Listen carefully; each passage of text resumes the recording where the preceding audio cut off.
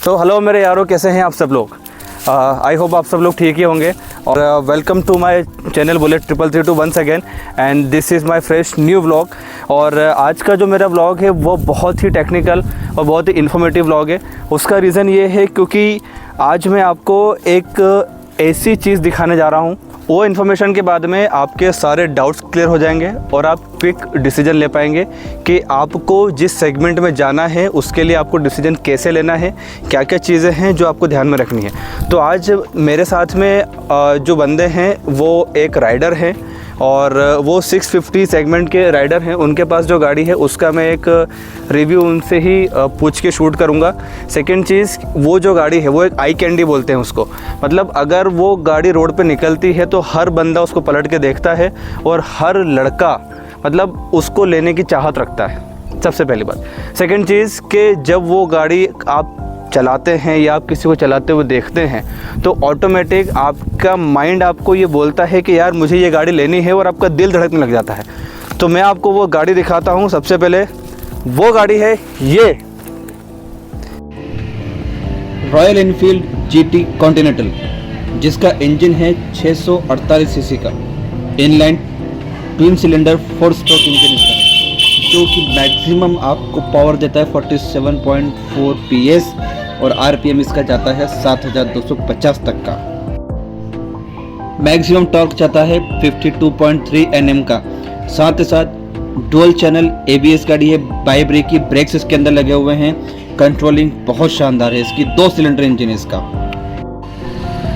Mileage की अगर इसकी बात करें तो 25-26 के आसपास इसका माइलेज रहता है। और रेड कलर में ये गाड़ी बहुत ही अट्रैक्टिव लग रही है, आप खुद ही जैसे कि देख रहे हैं।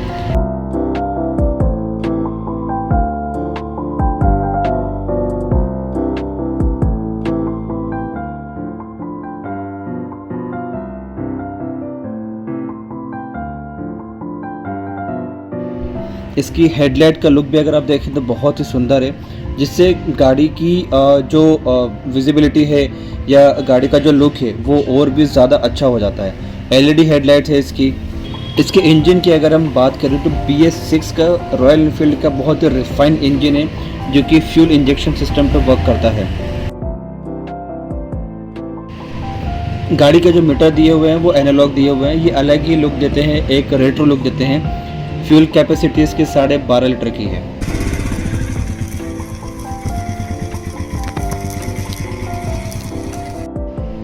तो कैसा लगा आपको गाड़ी का साउंड, मुझे एक बार कमेंट बॉक्स में ज़रूर बताइए। और अब चलिए बात करते हैं आगे की।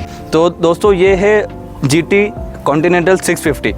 आप ही देख सकते हैं इस गाड़ी का लुक, मतलब आपको देखने में ही ये लग रहा होगा कि कितनी शानदार इसकी विजिबिलिटी है और कितनी शानदार इसका लुक दे रहा है। आप खुद देखिए, इसका फ्रंट व्हील देखिए, इसका आप रेयर व्हील देखिए, इसके डुअल एग्जॉस्ट आप देखिए। इसका अगर आप रेयर व्यू अगर आप देखेंगे ना, गाड़ी जब रोड पर चलती है तो बहुत ही शानदार लुक आता है डुअल एग्जॉस्ट के साथ में।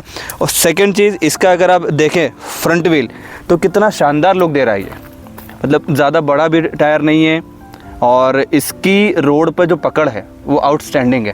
मतलब आप भी देख सकते हैं कि अगर 650 सीसी का इसका पावरफुल इंजन है तो रोड पर ये 100-150 बहुत इजीली जाती है। साथ ही साथ इसमें बाई ब्रेक के ब्रेकिंग सिस्टम दिए हुए हैं, डुअल चैनल ABS है, मतलब इंस्टेंट आप कहीं भी इस गाड़ी को कितनी भी स्पीड पे कंट्रोल कर सकते हैं, लेकिन आप गिरेंगे नहीं अगर आप में स्किल्स है तो अब हम इंतज़ार ख़त्म करते हैं और मिलते हैं इस गाड़ी के ऑनर से, जो कि एक प्रोफेशनल राइडर है। अब आप समझ सकते हैं कि एक प्रोफेशनल राइडर का रिव्यू आपके लिए कितना इंपॉर्टेंट होगा। अगर आप ये गाड़ी परचेज़ करने चाह रहे हैं तो ये वीडियो को पूरा देख के जाइए। लिटरली बोल रहा हूँ, आपको बहुत अच्छी इन्फॉर्मेशन मिलने वाली है। Hello everyone, welcome on the channel of Harshesh भाई बुलेट 332। मेरा चैनल एक्सप्लोर द वेस्ट जो आपको यहाँ दिख रहा है। So I am the owner of this bike. Harshesh भाई के चैनल पे आया हूँ मैं। तो हर्षेश भाई मेरे से कुछ चीज़ें जानना चाह रहे हैं आप लोगों के लिए। उनको तो ऑलमोस्ट सारी चीज़ें पता है, रिव्यू उन्हीं के चैनल पे आप लोगों के लिए आ रहा है। तो हर्षेश भाई अब मुझसे कुछ क्वेश्चन पूछेंगे इस गाड़ी के रिगार्डिंग, क्योंकि ये गाड़ी मेरी है तो मैं इनको पूरा आंसर करूँगा उसके, जो भी ये लोग पूछेंगे। और आप लोगों को जो इन्फॉर्मेशन चाहिए, बीइंग अ प्रोफेशनल राइडर, आपको ये लेनी चाहिए या नहीं लेनी चाहिए, वो सारे क्वेश्चन के आंसर्स दूंगा मैं यहाँ पे। वो क्वेश्चन करेंगे हर्षेश भाई सिर्फ आपके लिए। तो व्लॉग को लास्ट तक देखो, चैनल को सब्सक्राइब करो और अच्छा लगे तो लाइक और शेयर ज़रूर करना, कमेंट ज़रूर करना इस पर। तो दोस्तों इस गाड़ी के ऑनर हमारे साथ में हैं जो है आशीष जी, और इनका खुद का एक मोनेटाइज चैनल है, वो ये रहा एक्सप्लोर दी वेज। इस पे बहुत अच्छे कंटेंट ये वहाँ पे प्रोवाइड करते हैं, अपनी राइडिंग एक्सपीरियंस और टेक्निकल नॉलेज भी वहाँ पे मिल जाएगा आपको। तो एक बार वहाँ भी जाके आप वीडियोस को देखिएगा, और आज जो व्लॉग में हमने मस्ती करी है वो सारा आपको वहाँ दिखेगा। तो चलिए अब वेट ख़त्म करके हम क्वेश्चन स्टार्ट करते हैं। सबसे पहले हम आशीष जी से ये पूछना चाहेंगे कि आपने 650 सेगमेंट में ये गाड़ी क्यों ली? एक्चुअली 650 सेगमेंट में मेरे को मतलब इस रेंज में अंडर 5 लाख ये गाड़ी सबसे सही दिखी, जो एक 2 सिलेंडर के साथ आ रही थी। इनलाइन बोल लो, पैरेलल ट्विन बोल लो, पैरेलली जो 2 सिलेंडर थे। उसके बाद जो पावर फिगर्स थे इसके वो काफ़ी ज़्यादा थे। वो हर्षेश भाई आपको बताएंगे क्या क्या थे, बता तो मैं भी सकता हूँ, बट चैनल इनका रिव्यू ये कर रहे हैं तो वो ये बताएंगे आपको अच्छे से। तो पावर फिगर, टॉर्क काफ़ी अच्छा था, स्पेशली फिर इसका जो लीन लुक था यहाँ से आप देखो, और एरोडायनामिकली ये जो काटती थी ना हवा, मज़े ला देती थी। और सबसे फिर दूसरी चीज़ थी कि इस बजट में कोई और गाड़ी आ नहीं रही थी। कुछ जो सेगमेंट थे वो थोड़े से ओवर प्राइस थे, इसके आसपास तो कोई भी नहीं था इस बजट में, और इस पावर फिगर में 650 में तो जो आ रही थी वो ऑलमोस्ट 7 लाख, और वो इस सेगमेंट में भी नहीं आ रही थी कैफ़े रेसर में। तो मेरे को एक थोड़ा ऐसा चाहिए था कि स्पोर्ट बाइक और कैफ़े रेसिंग टाइप का एक फील दे दे, थोड़ा बहुत एडवेंचर छोटा मोटा इस पर कर सकते हैं। सो दैट्स वाई मेरा रीज़न था इसको लेने का, और पर्सनली मेरी ये फेवरेट भी थी, स्पेशली इस रेड कलर के साथ ये क्रोम और ये जो ब्लैक का कॉम्बिनेशन है, इसलिए थोड़ा पर्सनल फेवरेट भी था। और रॉयल इनफील्ड की रिलायबिलिटी सेकंड चीज़ तो ये भी थी, तो ये ले ली मैंने।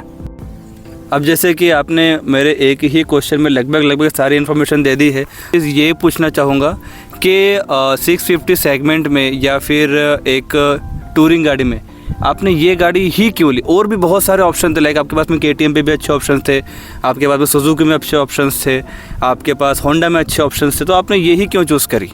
बेसिकली ऑप्शंस तो काफ़ी सारे थे 650, पर 650 सेगमेंट में आई थॉट ऑप्शन नहीं थे।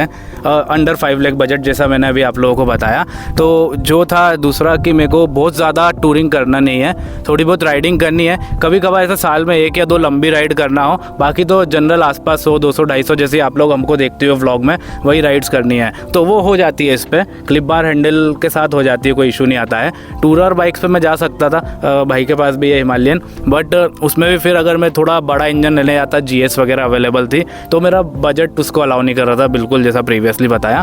तो मेन चीज़ तो बजट, और दूसरी चीज़ पर्सनल जो था, और ये अच्छी लगी, और कैफ़े रेसर थी, और थोड़ी लोकप्रिय भी है, आई कैची इतनी है कि कहीं से लेके निकलो इसको तो मतलब आदमी देखता ही है। दूसरी चीज़ इसके डुअल एग्जॉस्ट, जो इसके स्टॉक एग्जॉस्ट है ना, इसका साउंड भी इतना सेक्सी साउंड है। इवन जब मैं इसमें अपडेट करूँगा अपने, तो जब इसकी आवाज़ आती है ना, अगर आपने देखा हो किसी व्लॉग में, किसी के व्लॉग में, तो आपको पता लगेगा, या फिर लाइव इसकी आवाज़ सुनी हो, तो दूसरी चीज़ इसकी आवाज़ ने बहुत अट्रैक्ट करा था मेरे को, जो एक टूरर बाइक में मेरे को नहीं मिल पाती। और मेरा पर्पस प्रॉपर टूरिंग भी नहीं था, तो दैट्स वाई थोड़ी कम्यूटिंग, थोड़ा घूमना फिरना, थोड़ी हवाबाजी भी बोल लो इसको, थोड़ा फ्लैक्सिंग करना, तो वो भी मेरा एक थोड़ा पर्पस था और पर्सनल फेवरेट था, तो ये रीज़न था मेरा इसको परचेस करने का। और दूसरा पावर, वो पावर जो इसका 53 Nm का टॉर्क है। ओह सॉरी, मैंने गलती से बता दिया, हर्षेश भाई की लाइन थी ये हर्षेश भाई की लाइन थी। तो ये पावर फिगर्स जो थे ना, ये कहीं और नहीं मिल रहे थे, किसी टूरिंग बाइक में भी नहीं मिल पा रहे थे, स्पेशली आ भी सब इसके अंडर सेगमेंट में रही थी। तो ये मेरा एक मतलब रीज़न था कि 650 सेगमेंट में इसको कंसिडर करने का। इवन इसके साथ इसकी 4 बहनें और अवेलेबल है, रॉयल एनफील्ड खुद ही ऑफर कर रहा है इसकी 4 बहनें, जो 4 सिबलिंग है सेम इंजन के साथ, लेकिन उसमें भी इसके एरोडायनामिक काफ़ी अच्छे थे और लुक काफ़ी अच्छा, सबसे अट्रैक्टिव। सो दैट्स वाई मैंने इसको कंसिडर करा।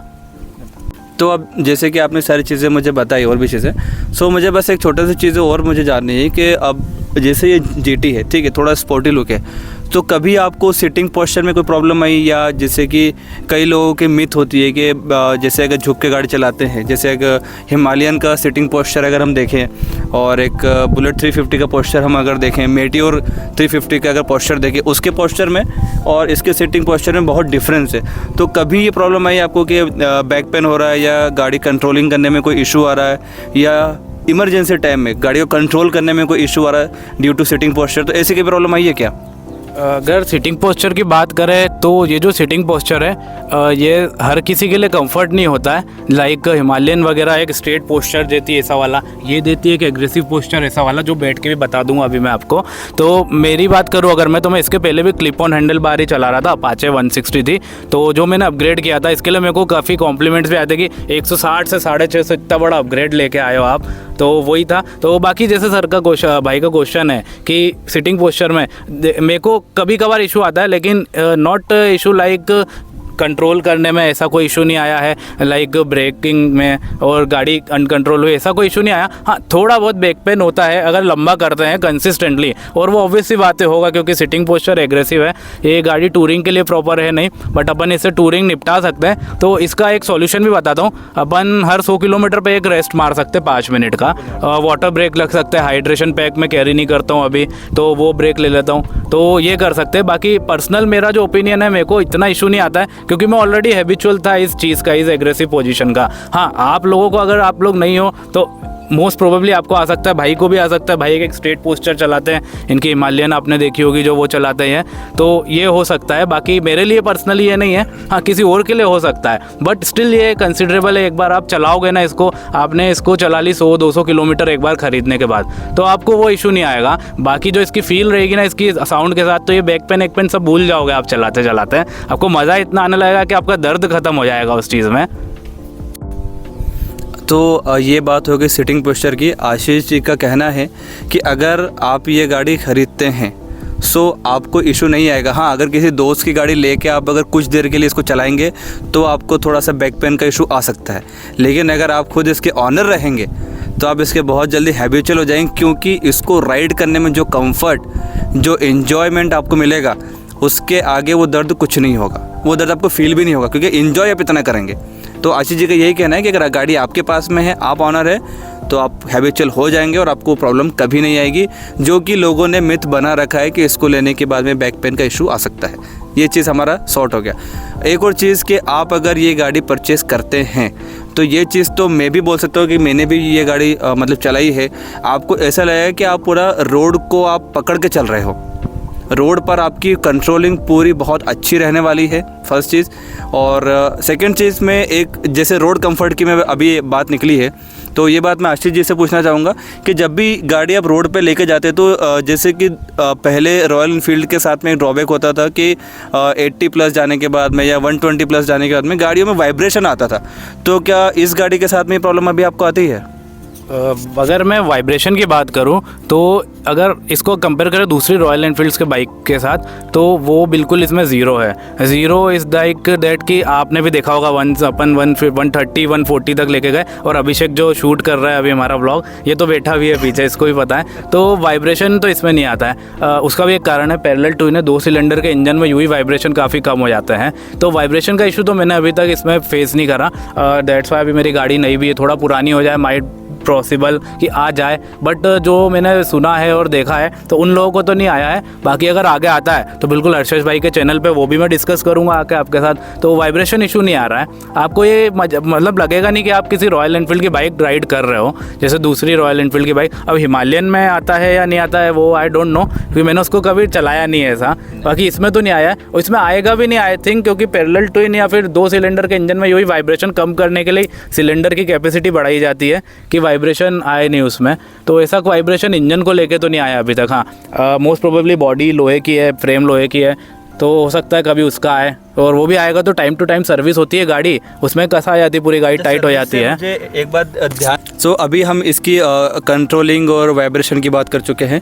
अभी मेन पार्ट जो है, जो हर एक बंदा गाड़ी ख़रीदने के पहले उसके माइंड में यही आता है कि यार गाड़ी तो मैं ख़रीद लूँगा, उसके बाद में इसका मेंटेनेंस मुझे कितना पड़ेगा, क्योंकि कुछ गाड़ियों का बहुत कॉस्टली मेंटेनेंस होता है। तो उस चीज़ के बारे में आशीष मुझे बताइए, आप इसकी एक सर्विसिंग भी करा चुके हैं और ऑलमोस्ट आप इसको 2000 किलोमीटर से ज़्यादा आप इसको चला चुके हैं। सो मैं जानना चाहूँगा इसका सर्विस कॉस्ट कैसा है? भूल गया क्वेश्चन क्या। सो सर्विस की अगर मैं बात करूँ मेरी बाइक की, तो नॉट मेरी बाइक, ये 650 सीसी जो भी ले रहा है, देखो 650 सीसी का इंजन है।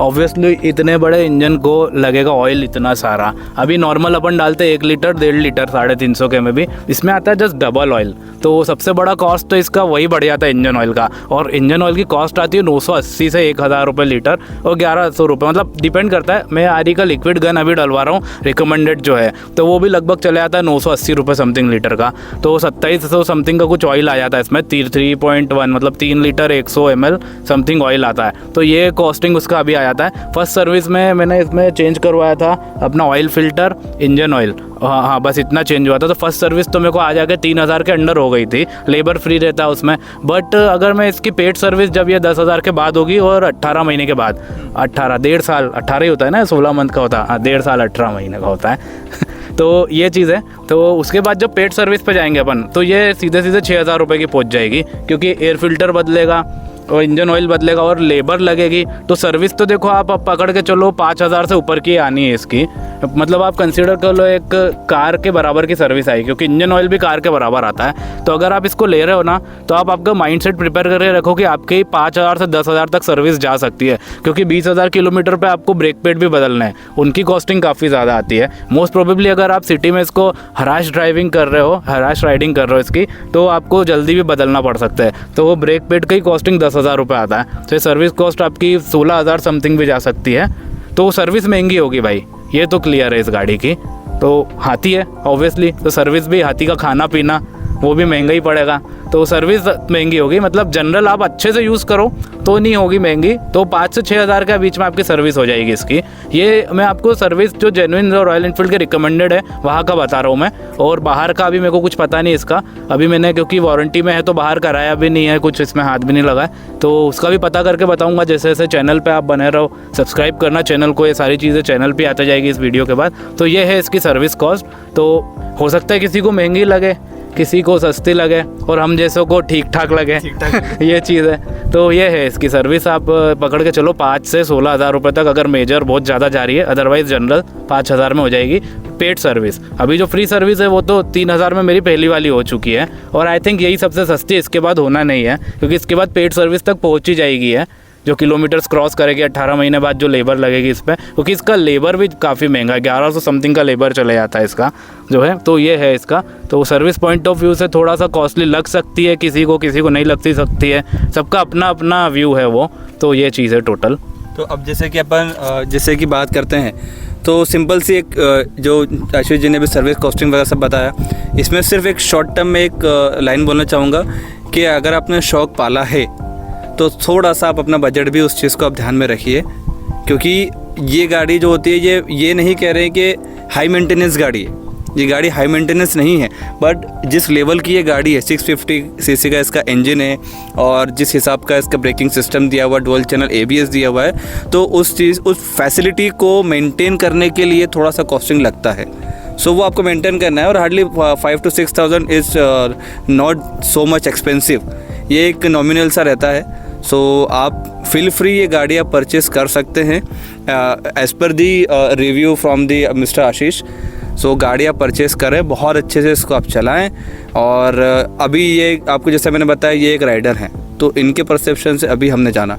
आगे अगर मेरे पास में और ऐसे बंदे आएंगे जो राइडर नहीं हैं, जो सिर्फ डेली यूज़ के लिए गाड़ी लेते हैं, तो उनका भी मैं एक रिव्यू इसी गाड़ी का मैं आपके सामने शो करूँगा, तो उनका परसेप्शन भी हम जान लेंगे, तो आपको गाड़ी ख़रीदने में और आसानी होगी। सो मेरा एक यही कहना है कि चैनल पे बने रहिएगा, और टेक्निकल वीडियोस के लिए आप वीडियो को शेयर कर दीजिए और चैनल को सब्सक्राइब कर दीजिए। साथ ही साथ बेल नोटिफिकेशन ज़रूर दबा के रखिए, क्योंकि आगे बहुत ही इन्फॉर्मेटिव वीडियोस आपके सामने आने वाली है। साथ ही साथ साइमल्टेनियसली हमारे स्पीति के ब्लॉग भी चल ही रहे हैं, तो उनका भी मज़ा आपको लेना है। और 2-3 जंगल राइड के शॉर्ट्स भी देखना आप हमारे, वो बाइक कुदाने वाले शॉर्ट्स अभी हर्षद भाई पे डालेंगे। अभी रिसेंट मैंने एक ब्लॉग में अपलोड अभी किया हुआ है, हर्षद भाई के बर्नआउट वन राइड वाला वो हम लोगों ने साथ में शूट किया था। तो मतलब आशीष ने शूट किया था और मैं बस जस्ट मस्ती कर रहा था, थोड़ी सी वहाँ पर थोड़ा एंजॉयमेंट कर रहा था। वन राइड थी, तो नॉर्मली हम इस तरह की मस्ती राइड पे कर लेते हैं, तो वो व्लॉग भी आप देखिए, बहुत अच्छा है, बहुत मस्ती वाला व्लॉग है। और आगे व्लॉग के लिए आप चैनल पे बने रहिएगा। Thank you so much and thank you so much Ashish ji का और इनका चैनल जो एक्सप्लोर द वेज का Explore the Ways है। और ये कोलैबोरेशन वीडियो है एक्सप्लोर द वेज और बुलेट 333 के बीच में। इन दोनों का हमारा कोलैबोरेशन है, तो दोनों चैनल को सब्सक्राइब करो दबा के, और लाइक करो, शेयर करो, और ये गाड़ी किसी को लेना हो नहीं तो एक बार कांटेक्ट भी करो हमसे। Okay, thank you so much.